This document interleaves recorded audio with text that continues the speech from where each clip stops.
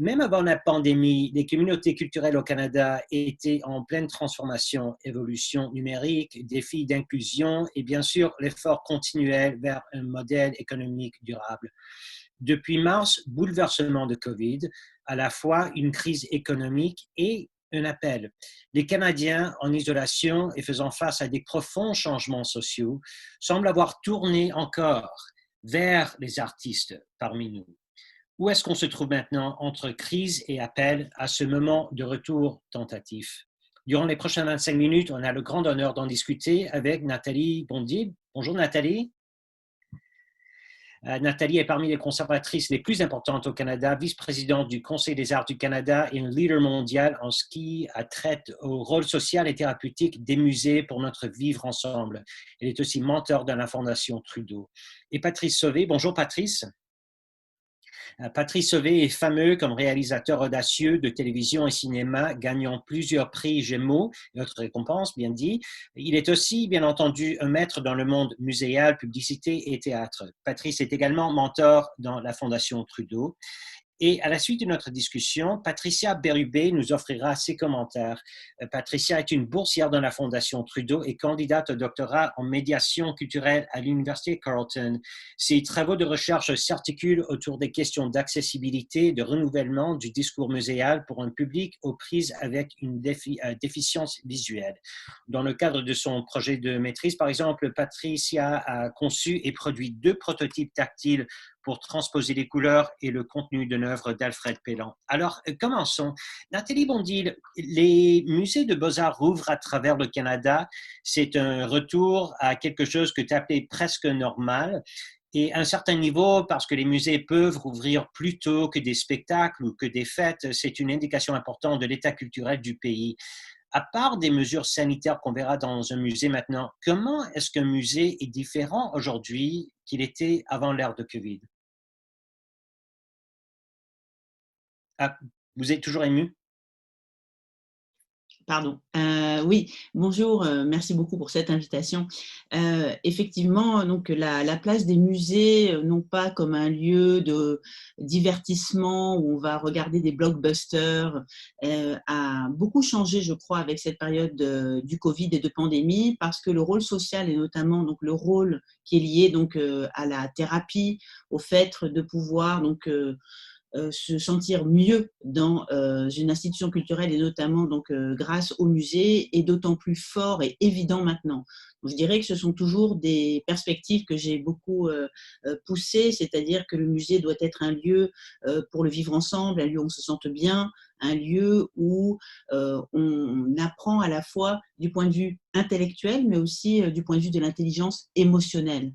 Et c'est toute ce ressenti qui fait que nous, en tant qu'humains, mais aussi animal humain, on doit s'adresser pas simplement à l'intelligence artificielle, mais véritablement aussi à notre intelligence émotionnelle. Et les musées, donc comme la plupart des arts et la culture de manière générale, je dirais même la nature, donc nous permettent aussi de pouvoir justement nous connecter, pas simplement au système de cognition, mais aussi donc à tout notre système d'émotion.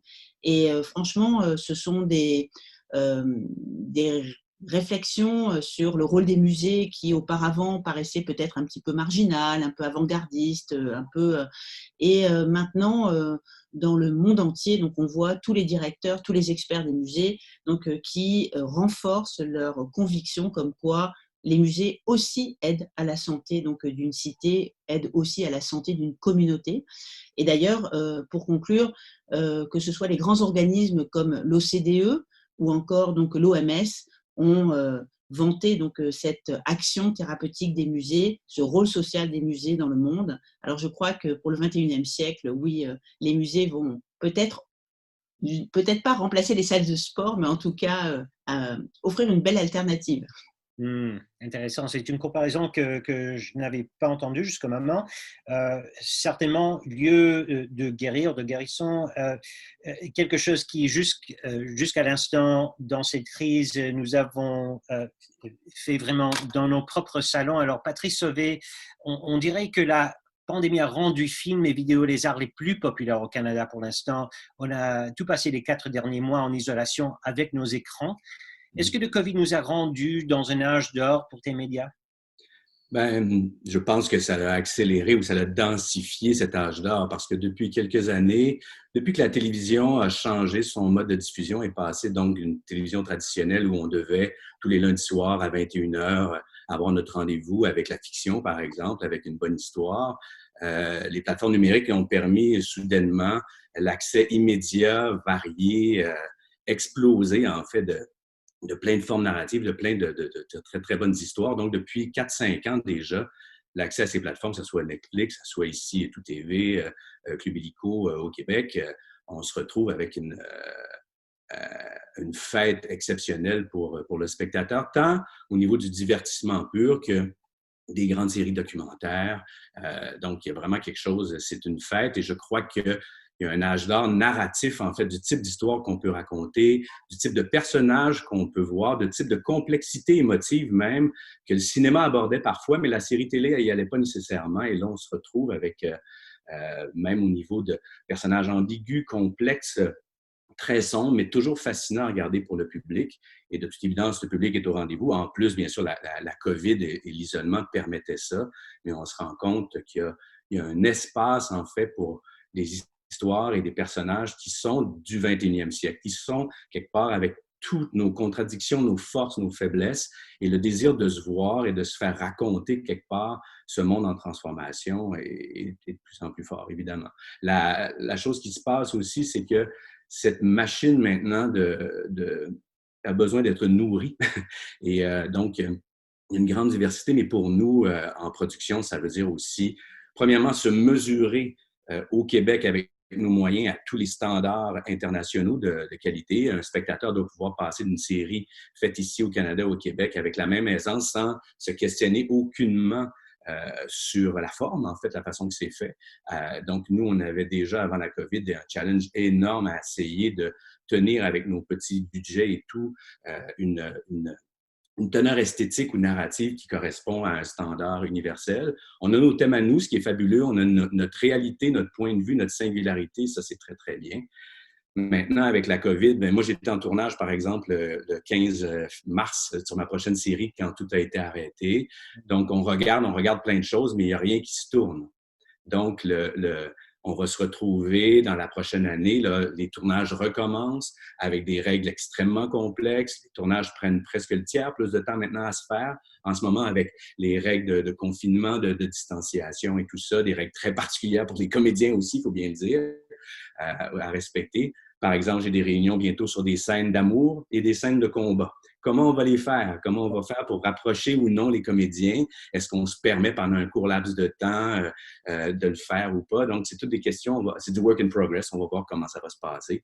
On doit s'adapter et on va devoir donc réussir encore avec nos moyens. Par chance, le provincial et le fédéral nous aident parce qu'on voudrait, oui, une culture autonome financièrement, mais c'est pas possible, en tout cas, dans notre système, et je crois même dans la plupart des systèmes culturels canadiens, c'est très dur d'être complètement autonome. Donc, ils nous aident à pallier ces problèmes-là techniques, du fait que ça nous prend plus de temps, que c'est un peu plus complexe à fabriquer. Et on devrait donc, il va y avoir le tuyau de regarder des séries nouvelles va prendre un peu plus de temps. Donc, pendant un bout de temps, vous allez regarder des reprises, je pense. C'est ça qui va se passer. Wow!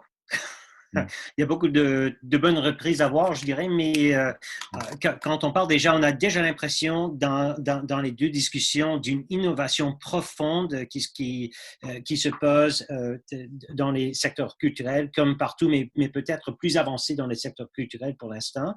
Nathalie Bondil, en 2016, à ce niveau, tu as publié un manifeste pour un musée des beaux-arts humanistes dans lequel tu as donné appel au musée de repenser leur public. Et je te cite brièvement, l'art constitue un soft power, une puissance douce en activant nos circuits de l'empathie.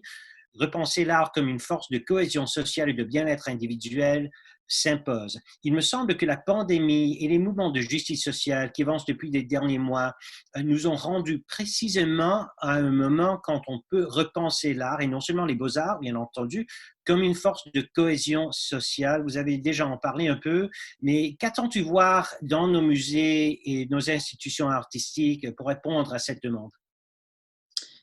Bah, tout simplement, donc c'est le fait de pouvoir être en contact aussi avec les œuvres, avec la culture. Donc on est beaucoup avec cette relation très informelle, très virtuelle qui est liée à un écran en ce moment. Un écran déshumanise énormément. Un écran d'informatique ou un écran d'ordinateur est aussi un écran au sens propre du terme, c'est-à-dire un mur.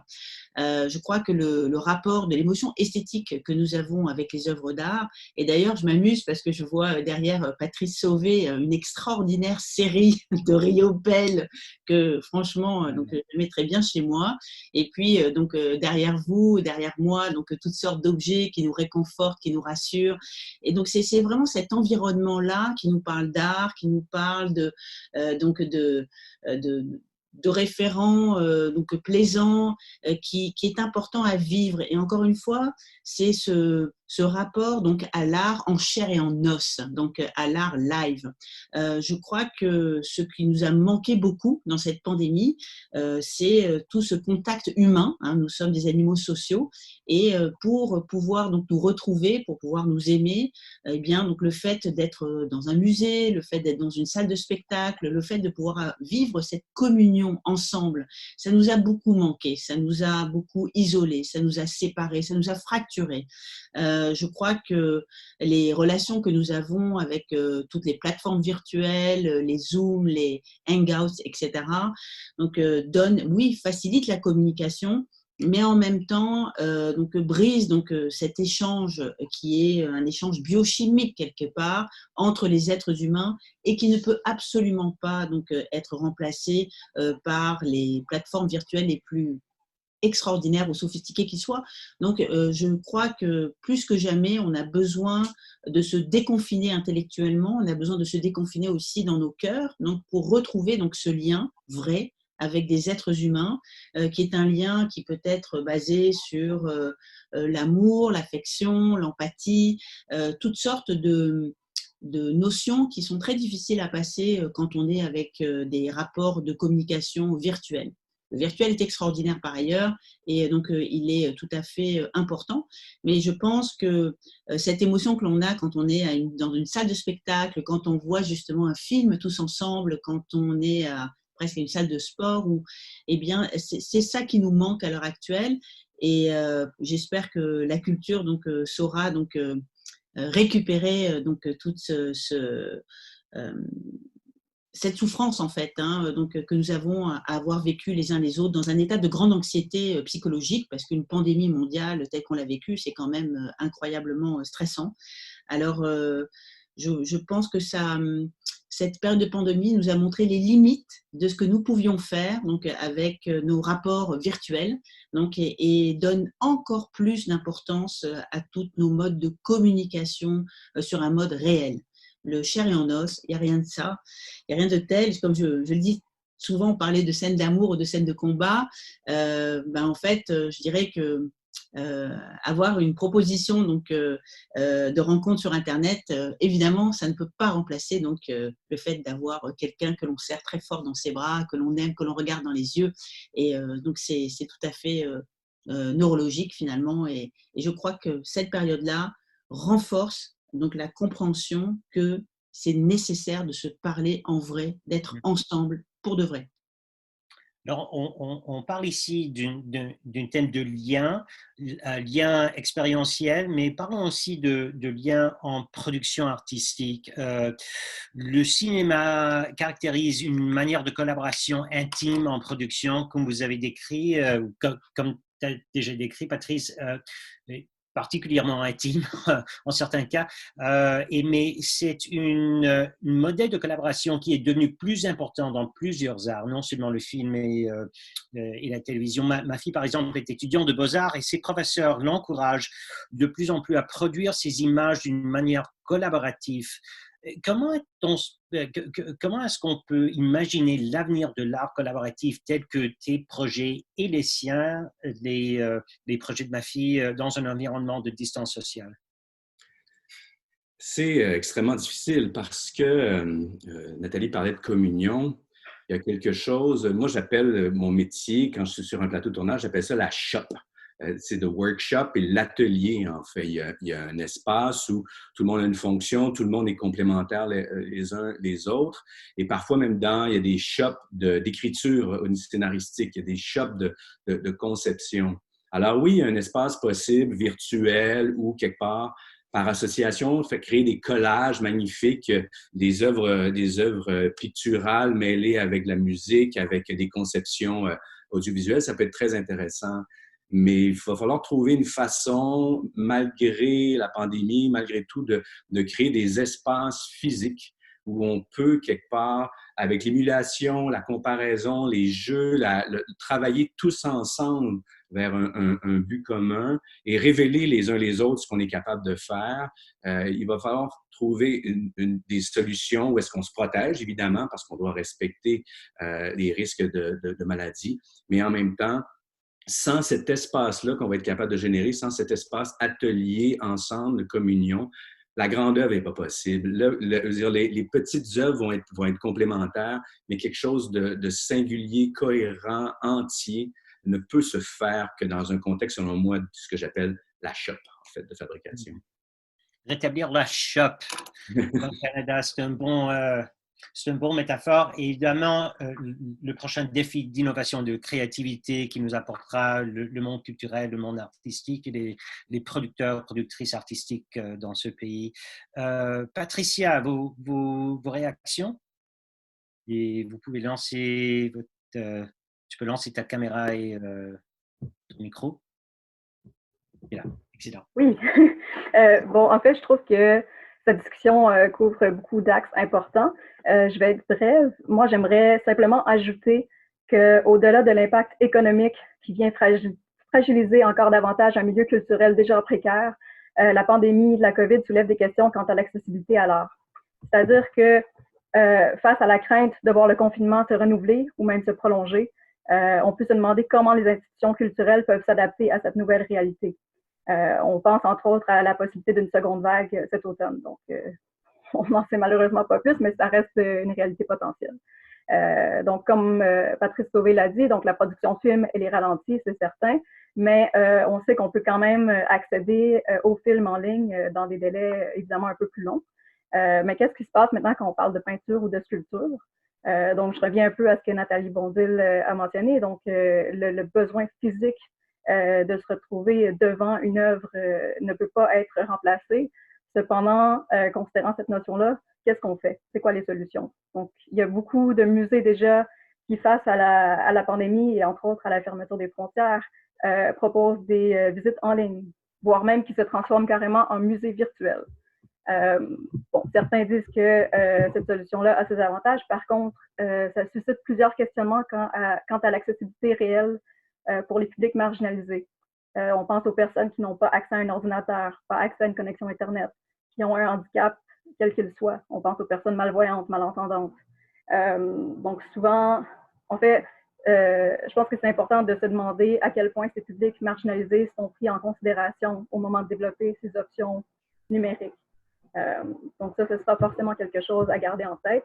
Puis le dernier point que j'aimerais aborder, c'est le fait que, bon, dans l'histoire de l'art et dans la culture, en général, on valorise certains canons artistiques aux dépens d'autres œuvres moins reconnues. Donc ça, c'est une tendance historique.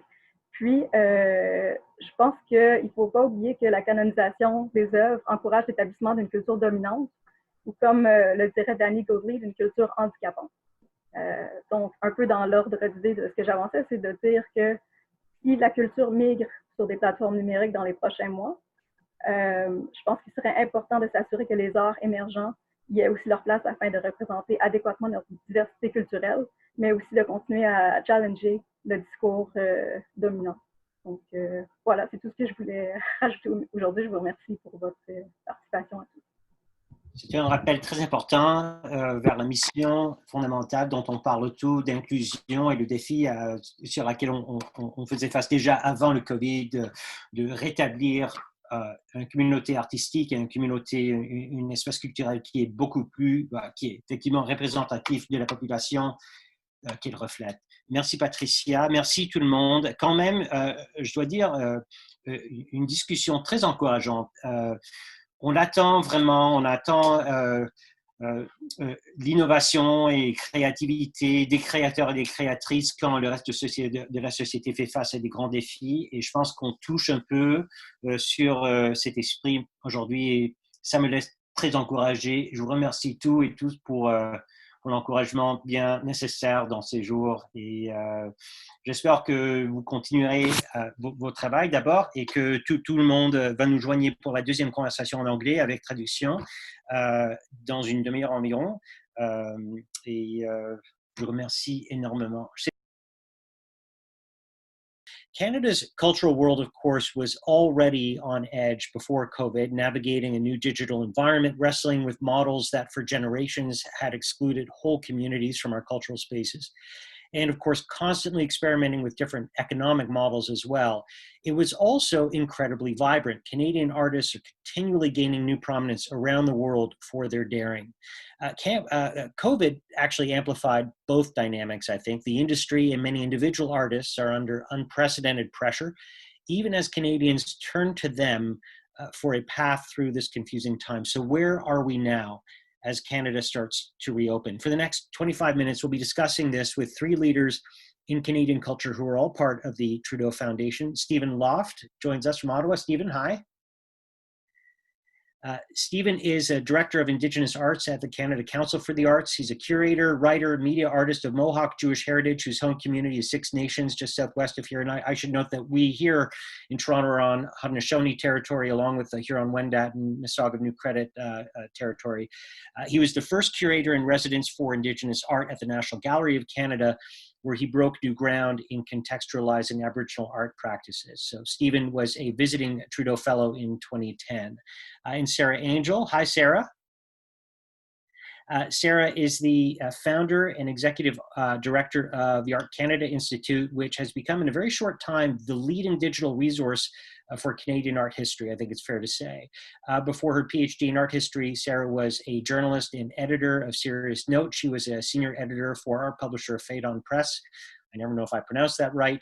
Editor-in-chief of Chatelaine, ran her own publishing imprint.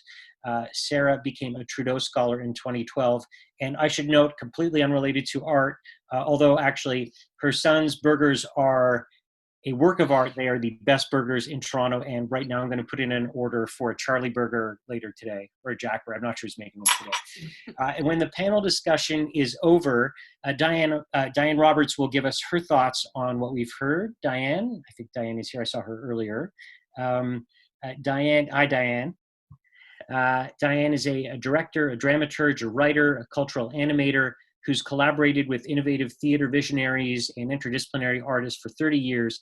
She's now a PhD candidate in fine arts at Concordia and is a current Trudeau Scholar. So Steven, I'd like to start with you with a bit of a temperature check at the individual level for Canadian artists. Reading through the articles that you sent ahead of today's talk and other things that I've read and heard in conversations, quite apart from this being just a difficult time, it sounds like it's an exhausting time for Canadian artists. The cultural ecosystem is on its knees because of COVID. The acceleration of social justice movements in the past few months have made the public conversation even more intense. When you speak with your colleagues and your friends, when you speak with Canadian artists, what are they talking about over coffee in the morning these days? Well, thanks, Rob, and hi, everybody. I'm really pleased to be here, located on Anishinaabe, Algonquin territory here in Ottawa, and very pleased to be joining you virtually. They're talking about survival, and artists and cultural workers on this land are in very precarious positions. I think we all know. Artists, it's been well documented, make 44% less than the average Canadian worker. Their work is precarious at best. Most work in the gig economy. So they're scared, quite frankly, and they're worried about their own survival. At the same time, what's amazing is, of course, they're also being resilient and innovative and taking new platforms and new ways of creation, new ways of dissemination. And that's been really amazing to see. But at the end of the day, we just have to make sure that they're not left behind as we move through this pandemic. And I think that that's the interesting part now is that, of course, right now we're looking at, survival and security for our artists and cultural workers, but we also have to really think about the next phase, which is recovery. And I think that that provides an opportunity, because we have to remember the complexity of crises that is facing the sector and the society right now, and that's a health crisis, a financial crisis, a crisis in racial justice, and a climate crisis. And all these things have made this perfect storm of potentially ruining and bringing society to its knees. And I don't think I overstate that. What we have to start thinking about now is, what is the world that we want to recover in? And I think for the arts and cultural sector, we have to really think about disentangling ourselves from the colonialist capitalist systems that have led this sector for a long time. And I think that this time of reckoning is now. And we really need to reflect as communities and as a community about how we deal with these different crises. For me, I think a lot right now about how we look at systemic racism, how we look at the foundational, the fundamental notions that our arts and culture sector were built upon, and we have to be willing, just like with monuments, to take them down. We have to really allow reflection at this time, and I know that's difficult. It's difficult for artists who are just trying to survive. It's tough for organizations who are shuttered and who don't know when they might be able to open their doors again. I totally understand that. I understand my privilege as part of the Canada Council for the Arts. So I am sitting in my improvised office in my basement, and I have the luxury of being able to think about this and talk about this to you. But I think we really have to understand the accountability that the sector needs to take on as we move in this direction, so that Indigenous communities, Black communities, communities of color, deaf and disabled communities must be at that table. This is not about inclusion or representation anymore. We need to be past that. We need to really examine the roots of these systems, and we need to take this time to reimagine what the sector is going to look like. Yes, I understand that people are very worried about when they're going to be able to go back on stages. I worry about that too. I worry if audiences are going to come back. But I also wonder, what are the audiences that we want to come to our stages, to our galleries, to our museums? What do we want them to look like? What do we want them to be like? And instead of, I hope there is no return to what we considered normal before, because that was not normal. It was abnormal.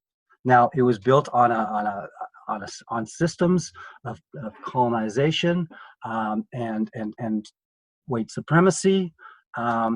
Let's take this opportunity to challenge those notions. Let's take this opportunity to be leaders in that way.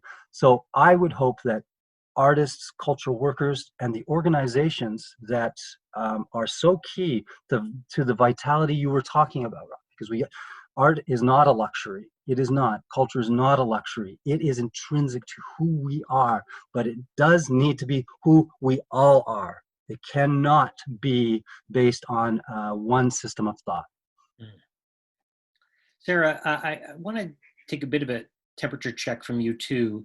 Art Canada Institute, your organization, is incubating this amazing project called Canada COVID Portrait. I'd encourage folks to type that in, Canada. I'll probably put that in the chat, Canada COVID Portrait. It's on Instagram. It has a website. And you're surveying social media every day to find images of Canada in the pandemic. I'm wondering, what are you seeing? Is there a theme that is surprising you or that has changed the way you think about the country right now? There are a lot of things that are in many ways, in response to what Steven said, is that I feel quite hopeful, because the idea behind Canada COVID Portrait was that people could send in their content, whether they were a citizen journalist, a professional journalist, simply to comment on what does it feel like to be in Canada right now. And what has been extraordinary to me is that I have seen that there has been a huge both democratization of art, as well that there has been no stopping of art. And I want to back up a bit, and by that I think go reference something that Steven said in talking about the colonization of how art has been established, our organizations, our institutions. A brief bit of history is that our institutions, they have been built upon a very Eurocentric colonialist perspective of who belongs in a museum, who gets to be an artist, who makes those rules. And as Steven pointed out, those rules have not been inclusive. They have not been democratic. We have a deeply, deeply flawed cultural system in place.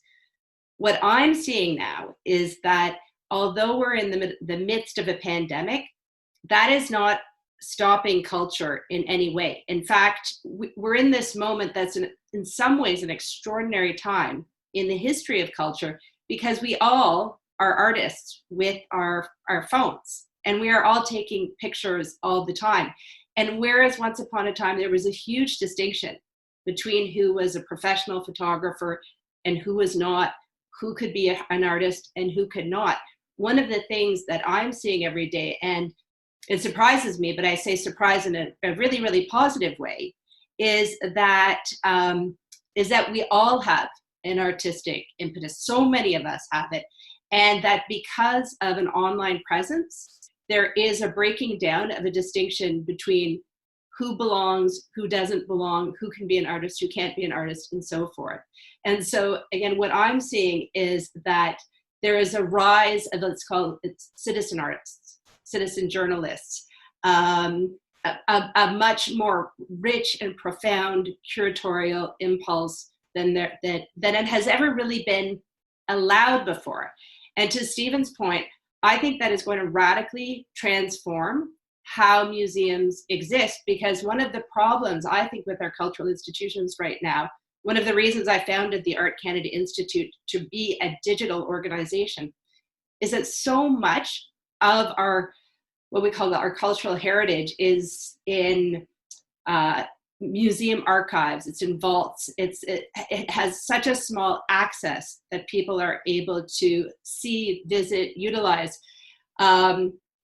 People are not going to tolerate that anymore. They're not going to tolerate that culture is inaccessible. And they also, I believe there will be a really profound reckoning about who is an artist, who can be called an artist, who can be called a curator, who can be called a museum director, who can be called a curator. We're in a profound moment of change. I mean, we just finished the conversation in French. I don't know if either of you or if other attendees had the chance to listen to that, but one thing I noted there, and I'll note it again here, is just how, actually how inspiring the conversation is. Actually, when we start to get, when we acknowledge the difficulties in the sector, and then we start to get into where we are and where we're moving, I'm reminded that, of course, we're speaking with artists whose whole métier, whose whole raison d'être is to actually look at the complex stuff that the rest of us bang our heads at and say, what can we do with this mess? What does this mess actually mean? Let me understand this mess from a different angle. Oh, if I look from the left side, it's not a mess. It's interesting. It has some order in it. So let's get into the dimension of the creative work itself in these contexts. So Steven, my daughter's a young artist. She's an art student. She works in the sector as well. And I asked her what question she would put to you guys. And she pointed out that her teachers, and she's a visual artist, she's not in film or anything, but she said that, her teachers are really encouraging all artists in whatever medium to explore ways to work collaboratively, even if collaboration isn't a traditional model of creation in their given medium. So she's wondering, and I assume many artists are wrestling with this now, what happens to collaborative work when artists can't be physically near each other, especially as we move back indoors in the fall?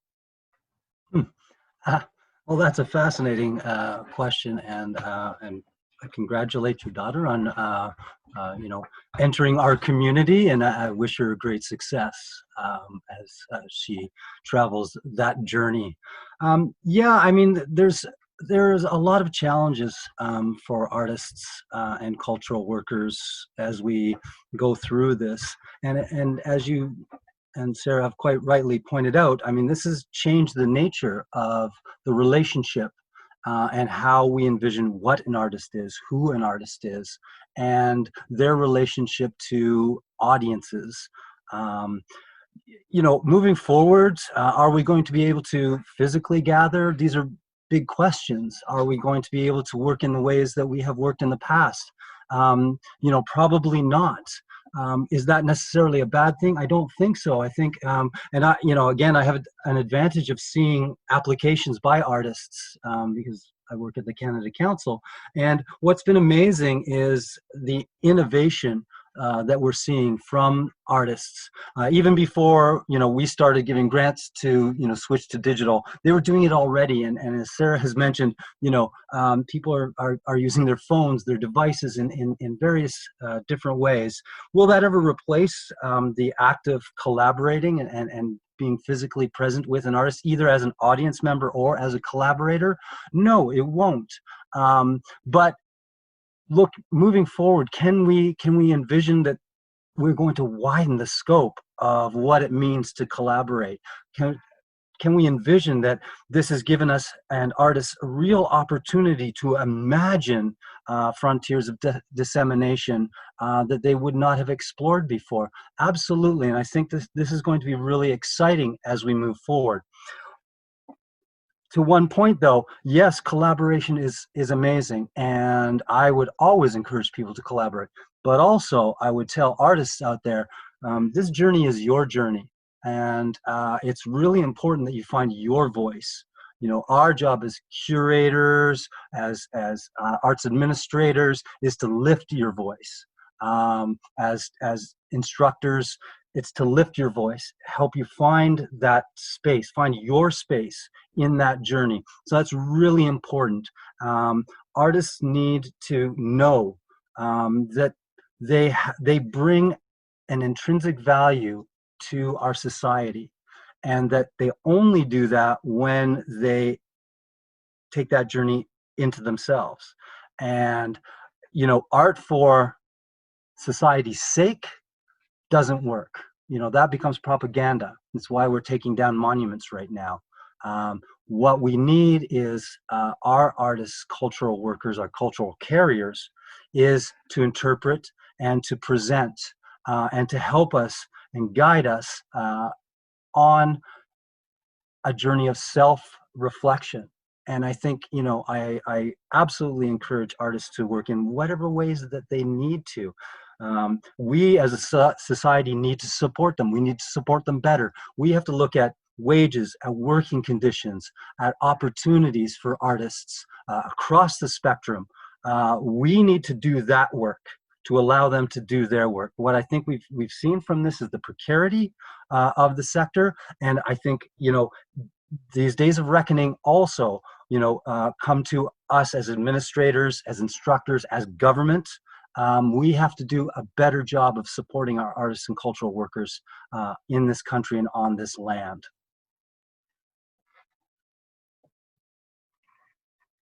They're just saying amen to that.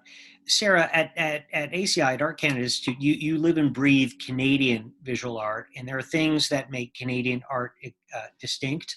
I've learned that in reading your books online. at the risk of comparing apples and oranges, the way that Canadians think about this pandemic is also distinct in the world. It's certainly not the American approach.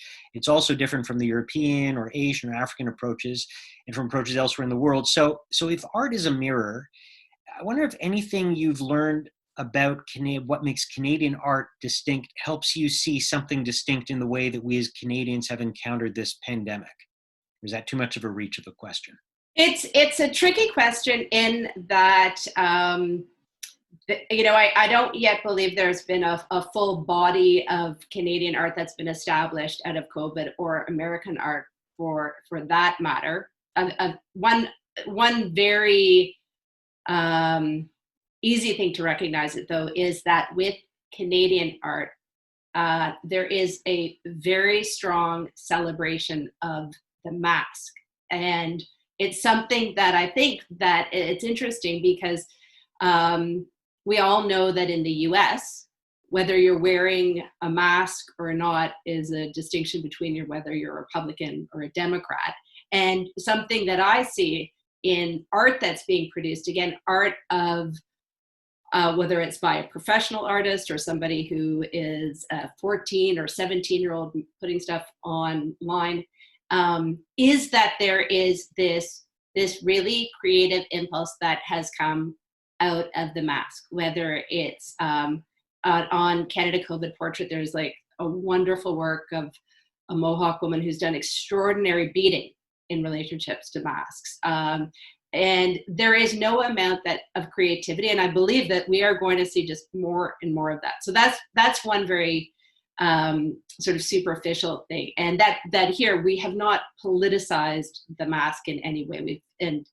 And so and other things that I'm seeing out of art here is that there is a tremendous amount of empathy, a tremendous desire for connection, a tremendous acknowledgement of gratitude is coming through in the art, those who have served our communities. But then something else that I'm seeing that's really interesting is that although there are very flawed structures to our museum systems and to our curatorial systems, I think that there is also a very rich history in Canadian art of artists who have documented and commented on moments of social upheaval. And so, for instance, I'm thinking of the incredible Canadian artist trio General Idea, who were three artists who worked together, and they were really the first artists to comment internationally on the AIDS pandemic. And right now, there's a really strong interest among artists, among art historians, to go back to the work of General Idea and say, what did that mean? Well, these were individuals that were commenting. How did they make art? What is art going to be like? There's a really strong interest in an artist named Greg Curnow, who in the 1960s and 1970s was very advocating for a movement called regionalism, localism, out of London, Ontario. I urge everybody to look up a work that he did of a map of North America, where he literally took away the border of the United States. So it looks like there is Canada and then there is Mexico. And it's so prescient. He's also an individual who had a desire to look at the history of the land that his house was built upon. So he had a strong reverence for the Indigenous heritage that he was literally living upon. An artist named Joyce Wayland, who was talking about, in the 1960s and 70s, talking about environmentalism. So one thing that has been fascinating and a distinction in terms of what I'm seeing between Canada and the US is that Canadians have a really strong interest in looking at those who've commented before. Another artist, Robert Houle, an incredible artist who did commentary on the Mohawk crisis, the Oka crisis, which recently had its 40th anniversary. Again, a look at that work. What was the historic context? And a reminder that what's happening now, although it's unprecedented, there have been past past examples of historic challenge and how artists have responded to it. And I think that something that's going to come out of this pandemic is it will inevitably be a huge surgence of creativity and commentary on the world that we're living in. Diane, over to you for your thoughts, your reactions. Thanks, Rob. Thanks, Sarah and Steven, for your comments, and Rob for your provocative questions. The words that come out for me, that jump out, are recovery, reckoning, reflection, roots, reimagining, examining the return, and imagining new frontiers of collaboration, envisioning who belongs, and breaking down borders between those who are not artists, curators, journalists, and the idea of innovation. I frame my summation using the I voice, not as a narcissistic gesture, I hope, but in an attempt to bring the personal, creative, and political into alignment. I am bolstered by the strong voice of protest that has reverberated through critical movements such as Black Lives Matter and the Wet'suwet'en resistance and solidarity actions. I'm still processing the mixed feelings that arose for me as I moved along with the crowd in my first Montreal Black Lives Matter protest while trying to maintain social distance. I listened to impassioned speeches by Black, Indigenous, and other POCs and joined in the chants for justice. I had to stop and listen as the chants, Black Lives Matter, no justice, no peace, transformed in certain moments into meaningless call and response sound bites. Like an actor studying for a role, I had to discover in my body's mind their truest meaning. Black lives matter, justice, peace. I see and feel the collective need to stand up and scream no more. Yet there is a deeper wound that cannot be addressed through protests alone. I observe the gestures of protests, fists raised high, and I can't help but notice exposed side ribs, hearts, heads, necks, and guts. When our arms come down and we are all called to speak, I hear strained voices pushing to express, in the limited time given, a manifesto that justifies our right to survive. In times like these, I can't help but lament the loss of our stories, rituals, and ceremonies, and wonder what we need to reclaim in order to ground ourselves in our inherited truth and power. There is no bypassing loss, and this is an old story. As an artist, I've searched for an authentic voice body in my research and practice. It has not always been easy amidst the pressure to conform to a recognizable aesthetic or to battle/endure mainstream debates about access, censorship, and freedom of speech. Yet I take inspiration from Maya Angelou's poem, A Brave and Startling Truth, that is excerpted. I'll read a brief excerpt. We, this people, on a small and lonely planet, traveling through casual space, past aloof stars, across the way of indifferent suns, to a destination where all signs tell us it is possible and imperative that we learn a brave and startling truth.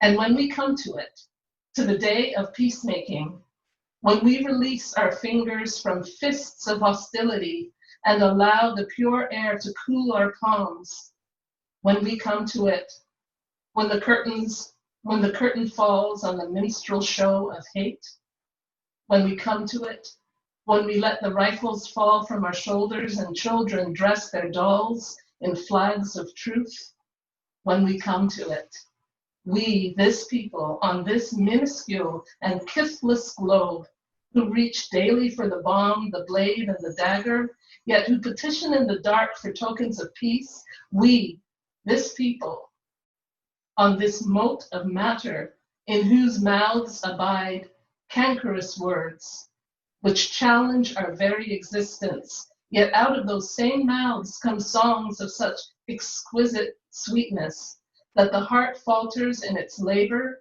and the body is quieted in awe when we come to it. We, this people, on this wayward floating body, created on this earth, of this earth, have the power to fashion for this earth a climate where everyone can live freely without sanctimonious piety, without crippling fear. When we come to it, we must confess that we are the possible, we are the miraculous, the true wonder of this world. That is when, and only when, we come to it. This is an old story, and the old story continues, cycling back in on itself. Who is listening? As I embark on this journey to discover more about the depth of my own legacy and loss, I feel the stories pouring out: betrayal, loss, heroism, love, and endurance. These stories will lead me home. Thank you. Thank you, Diane. I'm struck by the scope of this conversation, the honesty of the conversation, and also very much by the forward-looking perspective of this conversation, which seems rooted in the first two and in all of the work of art, and for the way in which this brings us to Maya Angelou's words, thank you, of a brave and startling truth that we're facing now. And I think we've come to it, or I hope we've come to it.